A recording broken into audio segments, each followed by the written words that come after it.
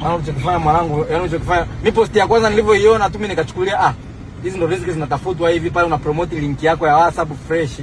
Sasa ulipozidisha ya pili na ya tatu mimi nikaona sasa wewe uko serious. Sasa mimi siwezi kuongea, yaani hatuwezi kuongea hivyo kaka.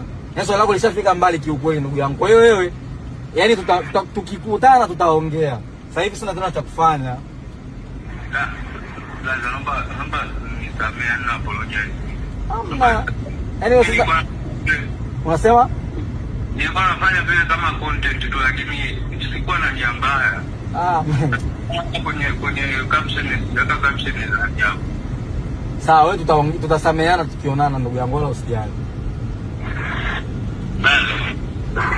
Kakaangu, yani mimi ndo muhusika, unaongea na muhusika mwenyewe. Yani piga mahesabu, mimi ni dada yako au ni mdogo wako wa kike, unaposti kitu kama hicho. Unaona mimi nachukuliaje? Maana kwanza nimeona jana usiku nikaona tu labda huyu mtu anataka kukuza akaunti yake au nini, nikachukulia poa. Umefanya paka mablog mengine wanaanza kupost, unazua taharuki za mambo ya ajabu. Unajua watu wanatafuta brand zao kwa nguvu gani, lakini hivyo mnajua nyaga yaani amfikiriaje mnapokuwa mnafanya maamuzi yenu.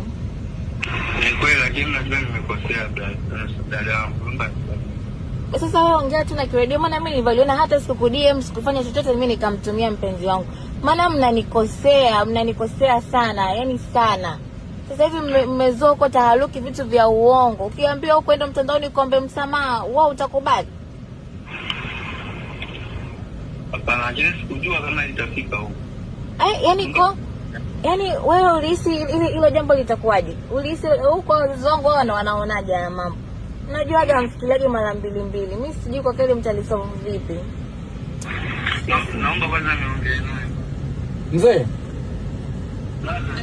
Sasa yaani ngoja nikwambie, yaani mimi ambako nimeshafika siwezi kusema narudi nyuma. Yaani wewe tutasameheana mbele. Yaani hamna shida. Mimi nishakusikiliza.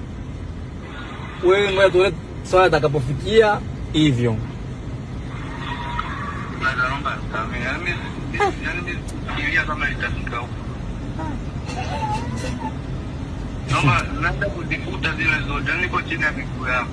Sasa yaani ushachelewa, maana ni ushafikia watu wengi sana yani. Yaani mimi mwenyewe ninapofanya fikiria kama hivyo, mimi nilikuwa nashukulia tu kama kawaida, lakini nashangaa nimekuwa hivyo.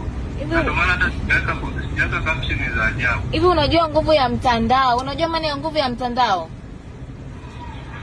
Unajua maana ya nguvu ya mtandao? Yaani ni bora pale chini ungeandika hata caption kitu kikaeleweka, yaani huyu mtu kafanya hivi. Sasa yaani hivi afu umeposti mara nyingi. Yaani kila muda ninyonya akaunti yako naona na umenifollow, ulivyo hata una aibu jamani.